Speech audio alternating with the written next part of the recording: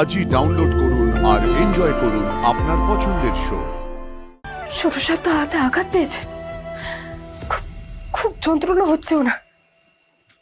আমাকে আমাকে কিছু একটা করতে হবে, ওনার হাতের জ্বালা কমাতে হবে। আর কয়েকদিনের অপেক্ষা, তারপর অনুশ্রীকে বউ সাজিয়ে এই রূপসাগর থেকে চন্দননগর নিয়ে যাব। আচ্ছা ঈশান সাহেব, এখন যান, আপনি গিয়ে শুয়ে পড়ুন, কারণ আমাদের অনেক পরিশ্রম করতে হবে আর তার জন্য বিশ্রাম নেওয়াটা খুবই দরকার। হ্যাঁ ঠিক আছে ভাইদা, গুড নাইট। জাদুকর গুড নাইট। আমার আবার সব বন্ধুরা অপেক্ষা করছে। ঠিক আছে বন্ধুরা মানে? মা ঠিক আছে, good night good night good night.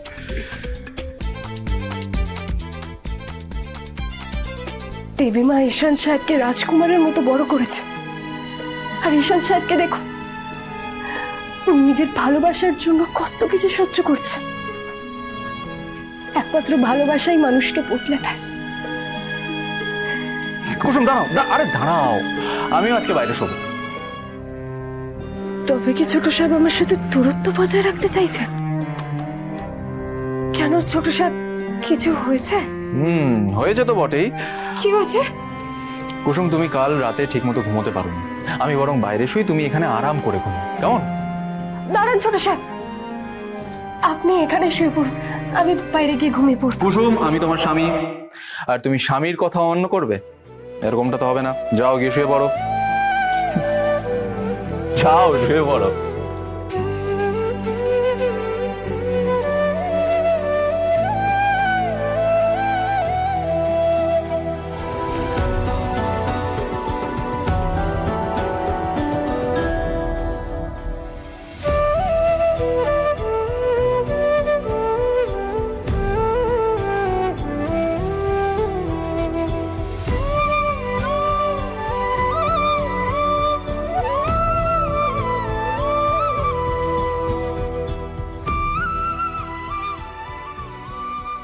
কেউ ছোট সাহেবকে দেখে বলবে যে উনি এত টাকার মালিক, নিজের ভাইয়ের জন্য সবকিছু ত্যাগ করে দিয়েছেন উনি। ছোট সাহেব তো হাতে আঘাত পেয়েছে, খুব খুব যন্ত্রণা হচ্ছে ওনার। আমাকে আমাকে কিছু একটা করতে হবে, ওনার হাতের জ্বালা কমাতে হবে।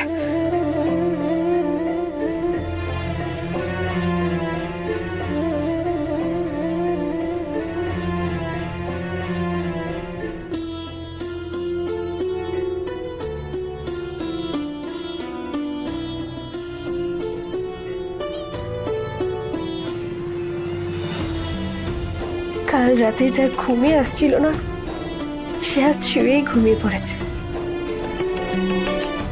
জানেন ছোট সাহেব,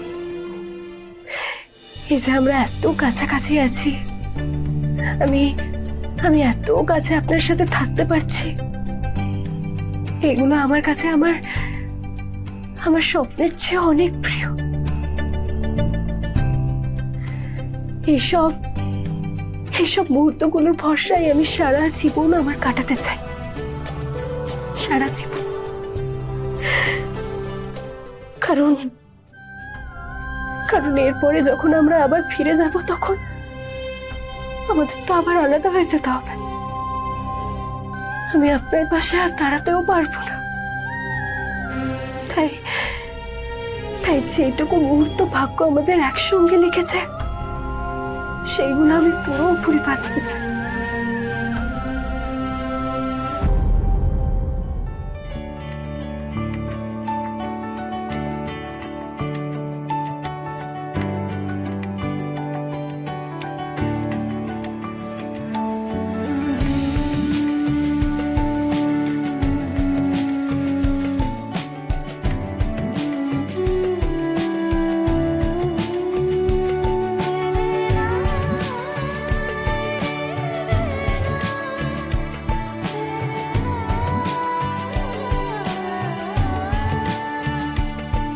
ছোট সাহেব আজ আমার সঙ্গে নেই,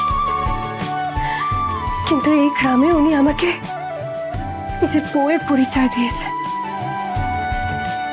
আমি জানি আমার স্বপ্নে সাজানো খেলাঘর ভেঙে যাবে, কিন্তু যতদিন আমরা এই গ্রামে আছি ততদিন আমি ছোট সাহেবকে নিজের চোখের আড়ালে যেতে দিতে চাই না।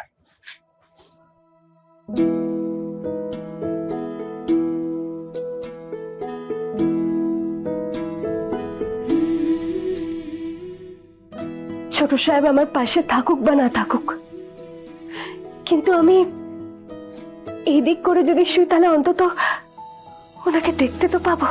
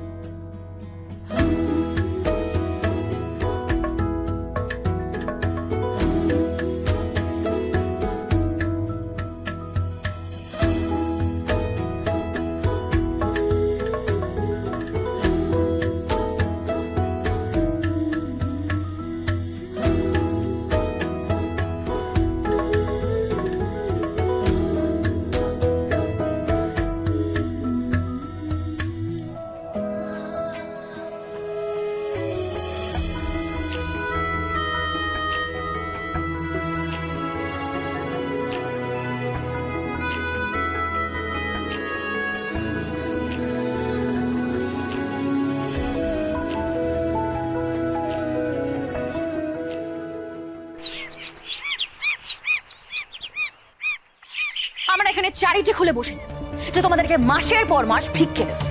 তোমাদের যোগ্যতা ফুরিয়েছে, তার সাথে সাথে এই কোম্পানি তোমাদের আর কাউকে কোনো প্রয়োজন নেই। দয়া করে এমন করবেন না ম্যাডাম। দেখি দেবলীনা এটা কি করছে? দাদা বৌদি বাড়িতে নেই, তার মাঝখানে কোম্পানির সিনিয়র স্টাফদের ডেকেছে কেন? আর এনারাই বা এখানে এসে ওর সঙ্গে কি কথা বলছেন? এই শোনো, আমার হাতে পায়ে ধরে আর কোনো লাভ হবে না। আমি তোমাদেরকে চাকরি থেকে বরখাস্ত করলাম। এখানে কি হচ্ছে দেবলীনা?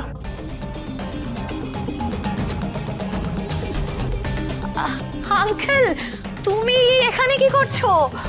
হ্যাঁ দেবলীনা, ভাগ্যিস আমি এখন এখানে প্রেজেন্ট আছি, তাই আমি দেখতে পেলাম, নিজের চোখে দেখতে পেলাম যে তুমি এই মানুষগুলোর সঙ্গে কিভাবে বিহেভ করছো। আর দেবলীনা, এই মানুষগুলো আমাদের কোম্পানির অনেক পুরনো স্টাফ। তুমি এভাবে বিনা নোটিসে এইভাবে কিভাবে ওনাদেরকে চাকরি থেকে বের করে দিতে পারো? গত কোয়ার্টারের সবচেয়ে কম পারফরমেন্স এনাদের। এসব বুড়োদের তো আমাদের কোনো প্রয়োজন নেই না আঙ্কেল। আমাদের এখন নতুন নতুন ছেলেমেয়েদেরকে রিক্রুট করা উচিত। Look at them, they all are good for nothing. Debolina, তুমি হয়তো জানো না এই মানুষগুলো কোম্পানির একেবারে শুরুর দিন থেকে আমাদের কোম্পানির সঙ্গে আছেন, এই গাঙ্গুলি গ্রুপ অফ কোম্পানিজের সঙ্গে আছেন। মোদি নিজে দাঁড়িয়ে থেকে এনাদেরকে চাকরি দিয়েছিলেন দেবলীনা। তারপর থেকে বিভিন্ন রকম পরিস্থিতির মধ্যে এই মানুষগুলো আমাদের কোম্পানির সঙ্গে আছেন, ছেড়ে যাননি কোনদিনও। দেবলীনা, চিরটা কাল তো আমাদের কোম্পানি একেবারে স্মুথলি রান করেনি, নানা রকম চড়াই গেছে, উতরাই গেছে, কিন্তু এই মানুষগুলো এক মুহূর্তের জন্য আমাদের কোম্পানি ছেড়ে অন্য কোথাও যাওয়ার কথা ভাবেনি। আজ শুধুমাত্র এনাদেরকে বয়সের কারণে আমরা এভাবে বের করে দিতে পারি না দেবলীনা।